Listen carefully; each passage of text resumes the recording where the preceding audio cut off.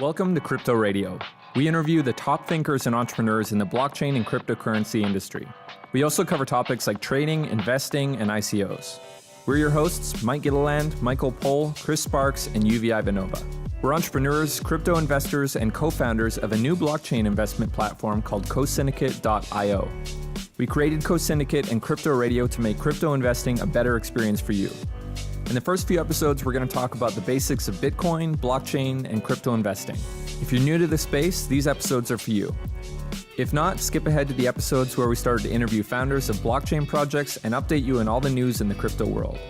To get a chance to win COS tokens and a membership to our private mastermind group for investors, go to cryptoradio.io/contest. And if you like this episode, don't forget to leave a review and give us a 5-star rating at cryptoradio.io/reviews.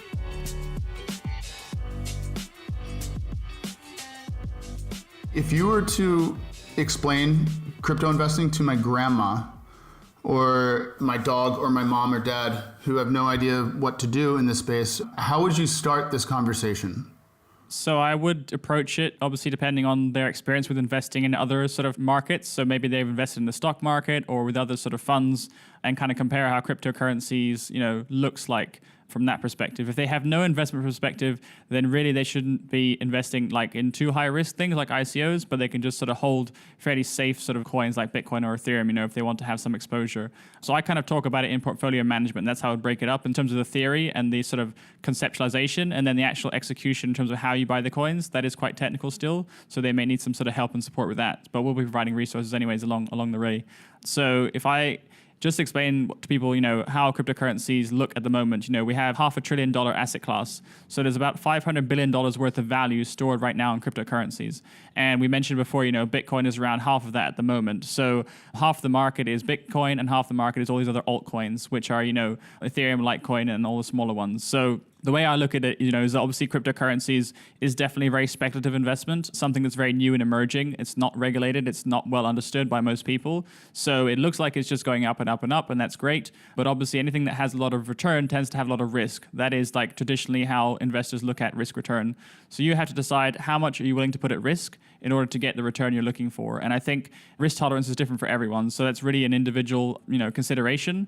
But obviously if something's going up a lot, there's obviously a chance it comes down a lot too. And it's very common for people to get excited and buy in at the top when they're hearing about, Litecoin going to new highs on CNBC. That maybe is not the best time to be buying something because there's always a good chance it will turn around and go down.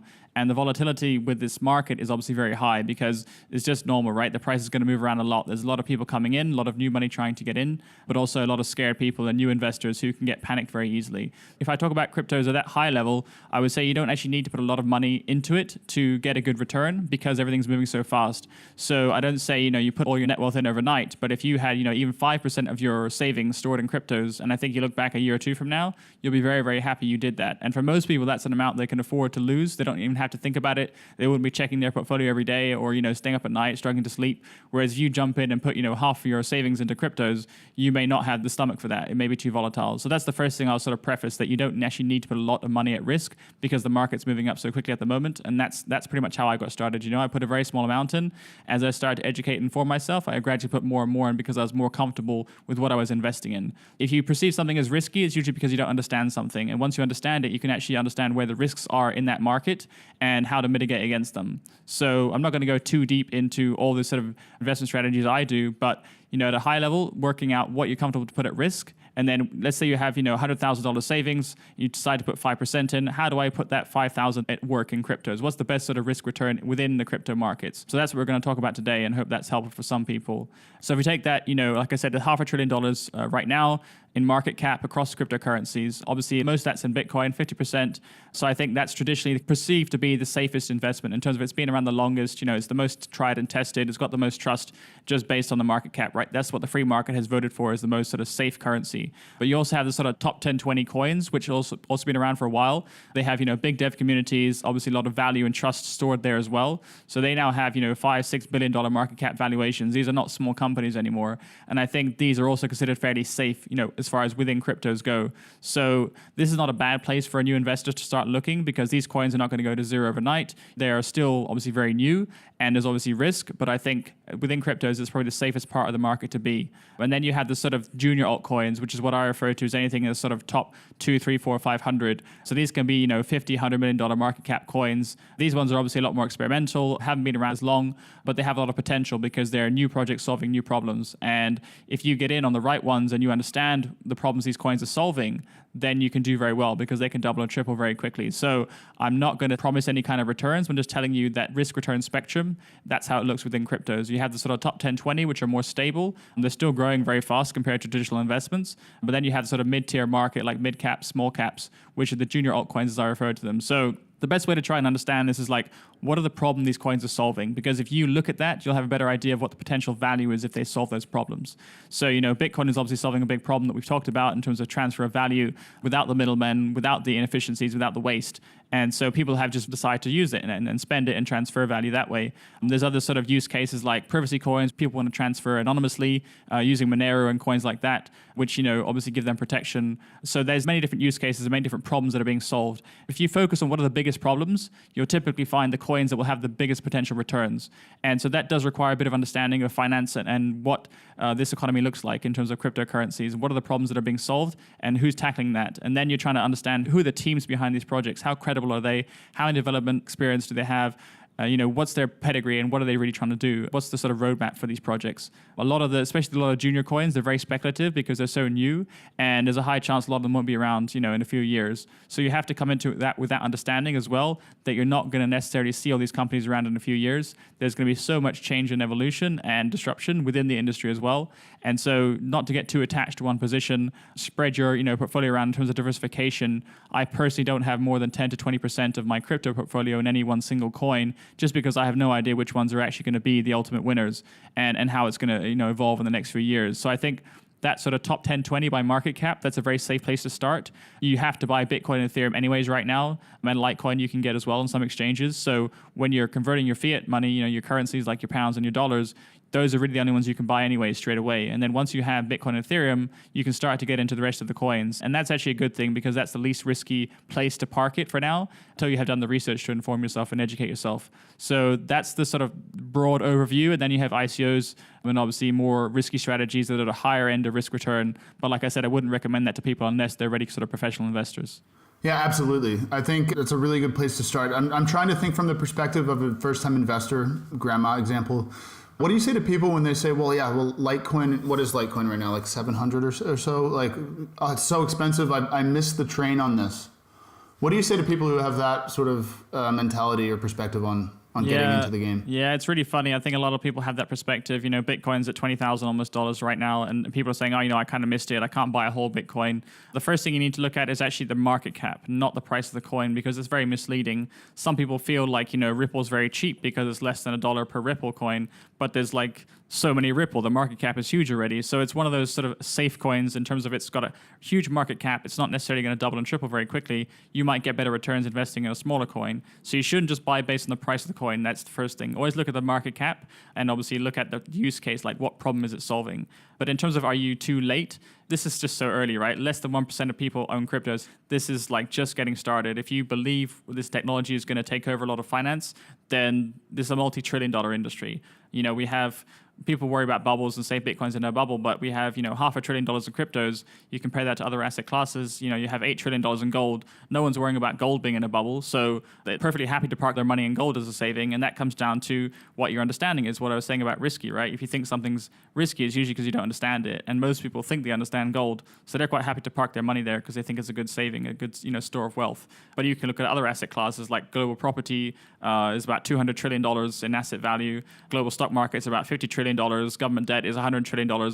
These are all huge bubbles, right, within the dollar, within the fiat monetary system. So if you compare that to cryptos, which is less than $500 billion, so, around that number right now, and obviously is growing very fast, then this is such a new market, and we're at very, very early stages in terms of adoption. So very few people have it, and when that public awareness spreads, like we saw with Thanksgiving, everyone started talking about cryptos because, obviously they get together at family time and they talk about these things. Then suddenly public awareness grows and picks up. You see all these headlines in the newspapers about cryptos. shows and it's all over CNBC. Like, this is just getting started now. So if you look back a year or two from now, I think you'll feel the same way that you got in too late, but it always feels like that. Yeah, people have been saying I'm too late to get into Bitcoin since it was at like $30, right? Yep. So it's almost comical at this point to perpetuate that. I guess the risk of not getting in at all is it's something you want to avoid more than actually losing 5% of, for example, your wealth. You don't want to wake up in 2020 and say, I wish I had gotten into Bitcoin when it was at 20,000. Yeah. Yeah, I mean, it's gone really crazy this year just because of that sort of exponential growth in public awareness.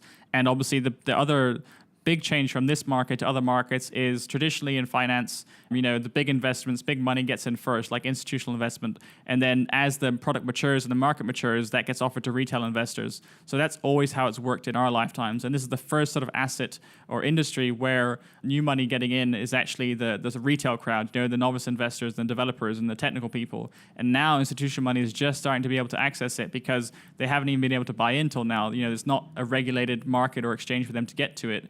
And so now we have Bitcoin futures launching on the CME, which is one of the biggest exchanges for institutional money. This is going to be the wave of capital coming in from the big money funds, big money markets that haven't been able to access cryptos before. So these are all the people holding trillions in stocks and bonds and property and looking for ways to get better growth because all those industries aren't growing very fast. So this is a completely different market. You've got to spin it on its head totally in terms of where we are, where we're going. Where we're going right now is moving, like you said, from retail now into institutionalized investment. But the concerns remain, I think, in the public conversation and public discourse about what are these cycles that are going on here with regards to hype and misrepresentation actually of the value of the industry as a whole. What part of the hype cycle are we actually in right now, would you say? Yeah, so I think within the market, there's different sort of sectors. So like the ICO market, we've seen a lot of hype and froth and then a big washout where, they all lost a lot of value. And now the confidence is kind of coming back in for another wave of sort of fundraising, but it is very saturated. There's a lot of scams and fraud and just startups with high risk. So I think we've got to separate that out from cryptocurrencies in general in terms of how risky are cryptocurrencies. So you're looking at where we are in the cycle. Like I was just saying, public awareness is tiny. So not only is institutional money just getting in, but actually most of the public is just getting in. So we're like at a very, very early stage of adoption along the technology curve. And I think that if you compare this to other bubbles, like people say, this is like the dot-com bubble or something. The dot-com wasn't really competing with the dollar. It wasn't really competing fundamentally as, a claim on energy. So I think it's really important to step back because most people don't actually have a good understanding of money and finance and what currency represents. And this comes back to, what we have now, what we've grown up with. Like we've all been born into a system where the dollar and fiat currencies are the ones that are trusted and have the value. And if you understand why that's the case, obviously governments are issuing that. And there's some confidence in government's ability to, maintain that system and collect taxes and ultimately all it's doing is a representation of a claim on energy. So it's like I can take this dollar and I can get something else that has value and that took energy to create. So it's just an abstraction of energy. And all the sort of investments we make, like in property or like, the dot-com bubble, they weren't really trying to replace that or change that. They were just speculations on specific technology becoming more popular and widespread. So this industry obviously has similarities and there is some analogies in that the technology is new and it's disruptive across many sectors, but fundamentally cryptocurrencies is also competing with the dollar and fiat currencies as a better claim on energy because it's more trusted, it's less susceptible to fraud and corruption. And that's the big problems in the finance world today. So I think when we take a step back, you're measuring Bitcoins in dollars, but actually that may not be the best way to measure it because dollars are, at this point, losing faith and confidence every day.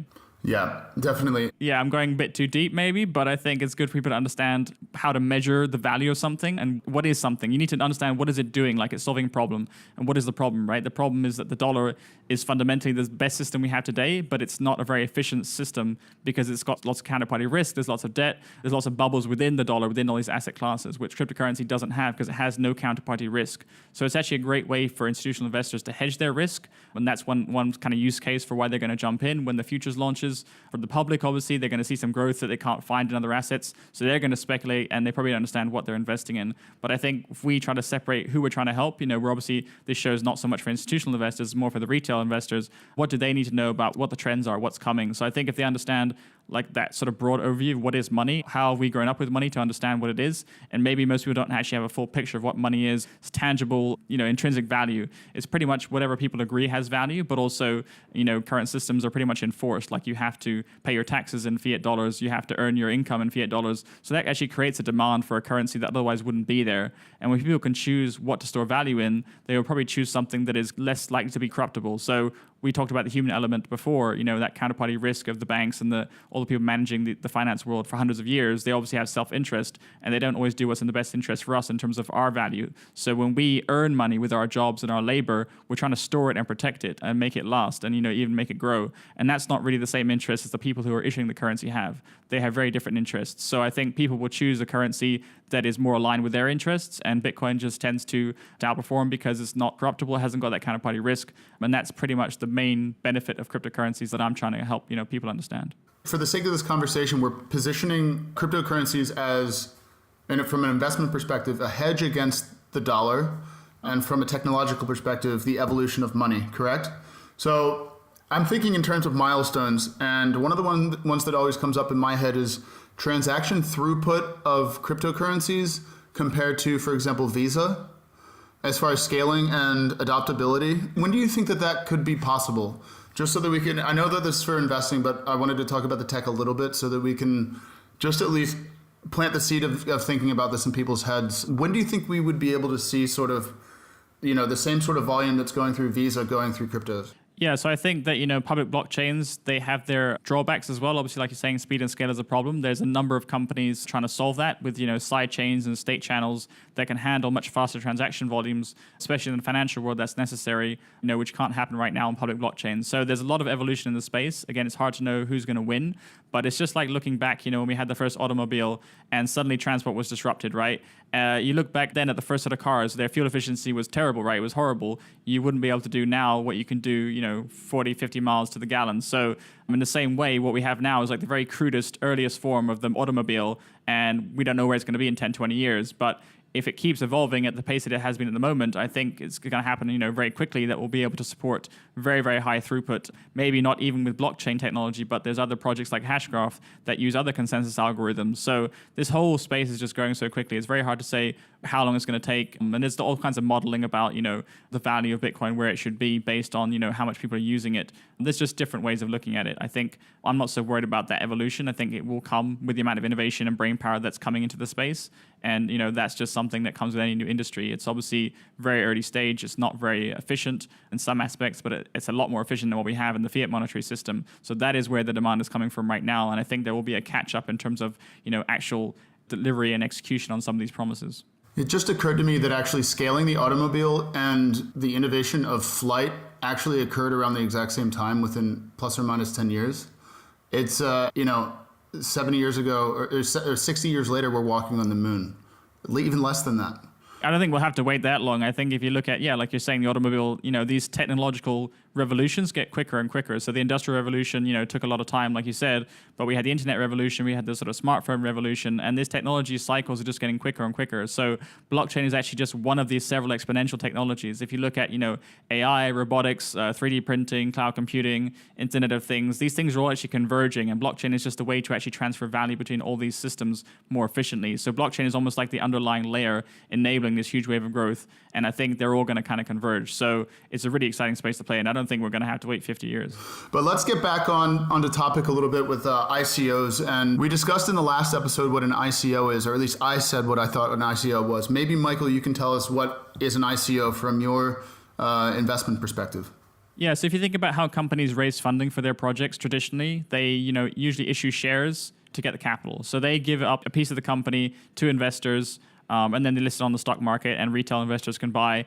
And that's how they raise funds, to get capital to start their businesses. Essentially, ICOs is a similar kind of intention. You're trying to raise funding for your project, but you can do it in a way that doesn't require you to give up ownership or, equity essentially in a company. So you're giving people a right to use your platform, and the people who are speculating that platform is going to become more valuable will know that token will actually increase in value. So that's where they can get in and get in very early. But essentially, you still own the company, you still own the direction of your project. So you don't have to dilute your ownership. And, with other sort of fundraising like angel investors or VC funding, it's the same thing. You typically have to give up a lot of your equity at the beginning, and that may not be the best thing for your company down the road. You want to maintain that, but still get enough funding to do what you want to do. So it's a better funding mechanism for companies. You can argue whether it's better for investors. I think not many investors are comfortable with it yet because they're used to the more traditional methods, but it essentially decentralizes and democratizes that whole process. So anyone can invest at any stage. You don't have to wait till it's regulated and approved, for you to invest as a retail public. You can invest very early, and if you see value where no one else does, you can capitalize on that and no one can really stop you. So that's great. The market is evolving quite quickly. I think we're seeing a lot more regulation come in, like companies, having to refund their ICO funds to certain countries where like the US and China are cracking down and they can't be seen to be soliciting funds. So I think from a legal perspective, it's a very gray area. It's not that the countries themselves are saying you can't invest. I don't think as an investor you are breaking any rules. It's that the companies who are using ICOs to fundraise are very wary of people coming after them, governments coming after them to, try and say, hey, you broke the rules. So it's actually becoming harder and harder for retail investors to get in now because there's more money in it and there's more attention. But that's just the name of the game. There's always evolution, there's always opportunity. And where the market's evolving to now is arguably better because it's easier to spot scams and frauds. There's more websites, there's more self-governance now than there was a year ago. And obviously a lot more money coming into the space. So it's still growing massively. So it's really interesting to see the sheer volume of regulatory arbitrage that's being committed by some of these ICOs in that they're trying to attract investors from, for example, Europe, where there's not a lot of sort of control or a perceived future of control by governments upon investing in these things. Just so we can be clear, a lot of ICOs will actually put in the beginning of their ICO, like no American investors, no Chinese investors. And of course, that's not stopping anyone because you can use a VPN. I would say that's the case more and more, that they're actually getting stricter with the KYC. So KYC is know your customer, and often these ICOs will also have a process where you have to upload your passport, show your proof of residency and citizenship to be able to participate. And I think that's going to become the normal standard in next few months from now. So that's what I'm seeing in this space, obviously emerge and evolve. And there's also opportunities now that are only open for institutional investors because they're so worried about soliciting funds from the retail public. So it does limit somewhat your opportunity. But if you get into the space and you find interesting projects, there's still so much opportunity. I think that governments are really going to struggle to keep up with this. They'll always be one step behind. And there's effectively no way to really stop people. In my investment group, we have a lot of Americans, and they're still able to invest in ICOs. So there's always opportunity. You just have to be motivated to educate yourself and find out how to get involved. Yeah. So Michael, one of the questions that people always ask me is what are the things to look for in an ICO that would trigger a decision moment for me, either to invest or not invest? What do you look for, really sort of, maybe it's the top 5 or 10 things that you look for in an ICO to make a decision on whether it's worthy or not? Yeah, sure. So we actually did a recording on this. We'll link to that as well. But just at a high level, with ICOs, like I said, it's very high risk. So you shouldn't put in more than you can afford to lose. Within that sort of 5%, I said, for your total crypto portfolio, this would be the smaller percentage of that. Because for most people, they're not professional investors. But just to kind of explain how I look at the space, because I think it might be interesting for some people. First of all, I try to look at what problem they're solving because, like I said, I don't really invest in stuff I don't understand. So my background is more in finance. So I look at fintech and protocol layers specifically, and I don't really invest in other things like medical blockchains, science blockchains, or just stuff like tourism. There's hundreds and hundreds of sectors. If you can't understand the problem, you shouldn't be investing in that project. You shouldn't do it because you don't know why you're buying, and you might just sell too early. So the first thing I look for is to understand the problem, and if I think the project has really a good chance at a long-term success, then I'm going to start looking deeper and decide, do I want to buy at the ICO? So there's kind of 2 sort of breakdowns that I look at is the fundamental analysis of the team, the problem, the barrier to entry, the saturation in the market, what the potential upside is and scale of the project. And then the ICO itself, there's that event where I can potentially buy in early to this project.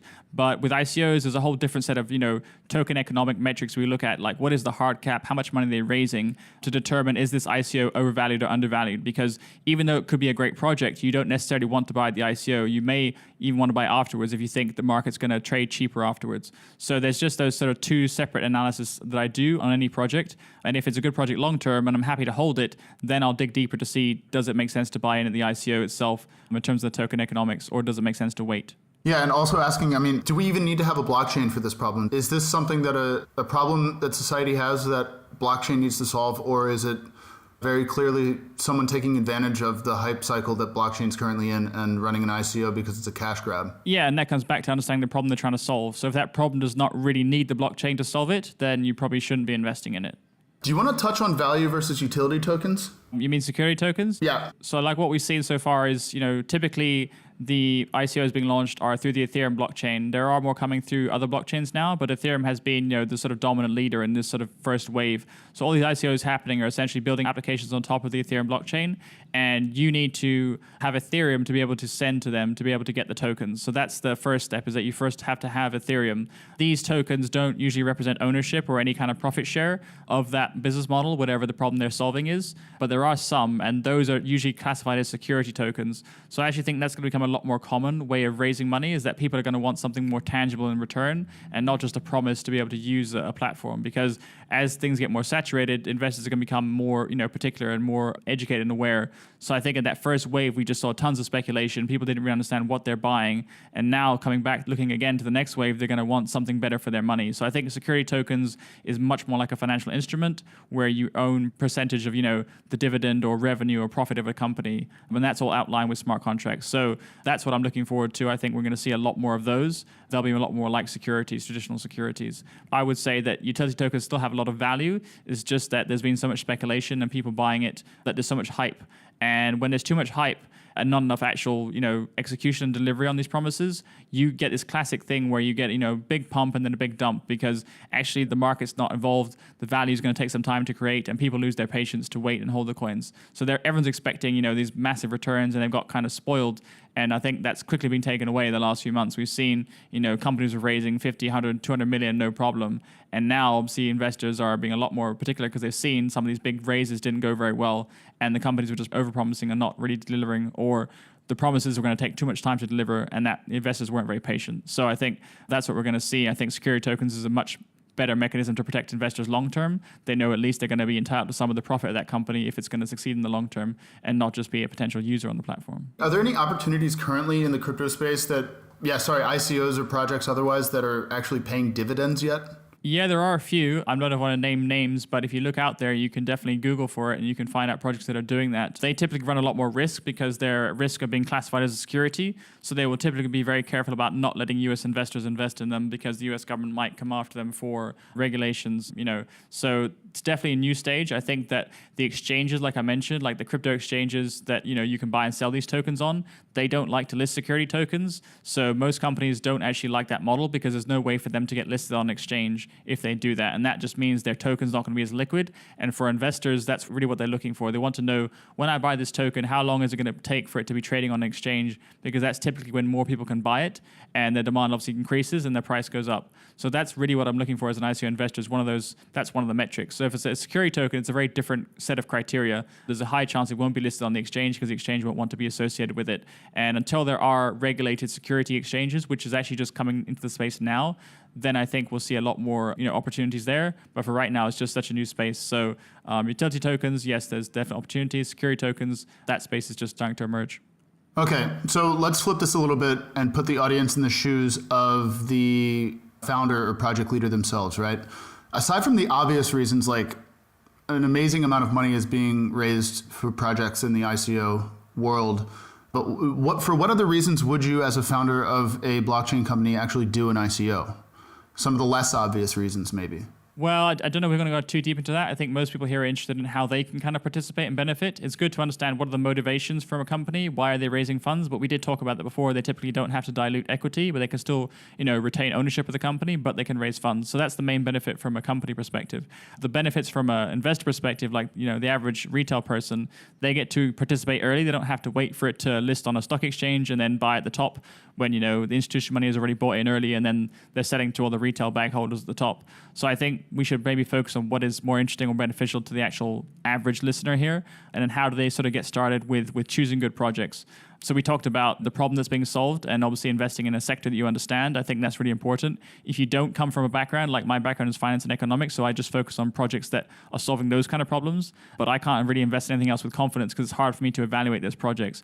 You can go on sort of other websites, like they do ICO reports and kind of reporting on trying to sort of say what is the potential for this project, but you're just going on someone else's opinion. So again, if you don't have an experience in that sector, how much do you trust that person? You're just following their recommendation quite blindly half the time. That is the challenge, is that this ICO sector is high risk anyway, so you have to hedge that risk. And the way you hedge it is with using your knowledge to really filter out all the crappy projects, the 99% of ones that shouldn't be raising or just have a very high chance of failure, and just going with those one or two that you see at maybe every month that you think have real potential. So we talked about the fundamental analysis and the sort of token economics short term.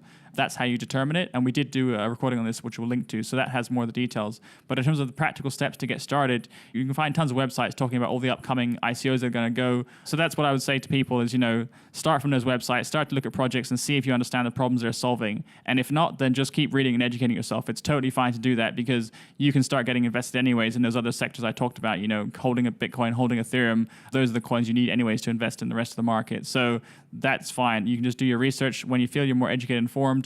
Maybe get into some groups. Like I've got a private group for investors, so we exchange information. We share on deals because there's so many projects. So no one has time to kind of read white papers all day long. You need to find better avenues and sources of information that are going to save you time and ultimately save you money as well. Things like audiobooks and podcasts have been immensely helpful for me to build my knowledge base in this space. From zero, like no computer science background and very little investment background. I have a lot of entrepreneurial and small business experience, but podcasts and just being able to, for example, like mow the lawn while getting your mind blown about the future applications of blockchain is a powerful thing because you don't have to interrupt your daily life to sit down and, again, read white papers, which no one's really that big of a fan of reading white papers, especially people who are just getting into things. So doing your own research is incredibly important, and I encourage people to use audio as something that really helps you. And it's not just because we're doing a podcast. I mean, but that's literally how I got into it myself, is podcasts and Audible. Yeah, I think everyone takes information in differently. There are some good podcasts out there, but you will still have to do a lot of your own research initially just because the space is emerging so fast. So there's not like one expert or authority that you can just listen to and then understand everything. It does take a lot of time initially. That learning curve is quite steep. And that's what I was saying. If you can find sort of, even paid courses, paid memberships of other investors, other people looking at the space, you can all kind of help each other learn faster. So the quality information, you have to be careful about who you're getting the information from, what's their experience, what's their background. And typically, like I said, there's so much noise on the internet online, you can get a lot of misinformation as well. And that's really, really key, is that people can think they're getting informed, but actually they're getting, just someone's perspective, which is not necessarily very useful or valuable. So we started this podcast because we want to really break through some of that noise and have it as a place people can come to, like you said, when they're just commuting to work or, just picking up their kids from school, and they can just listen to something that's going to get them, to the next place in terms of awareness and education to be able to take action, because most people just feel it's too overwhelming and they just can't get started at all. Like they're just stuck. That's the first step. Thanks for listening to Crypto Radio. To get the show notes, links, and other resources from this episode, go to cryptoradio.io/6. To get a chance to win Coast tokens and a membership to our private mastermind group for investors, go to cryptoradio.io/contest. And if you like this episode, don't forget to leave a review and give us a 5-star rating at cryptoradio.io/reviews. Thanks for listening, and we'll see you in the next episode.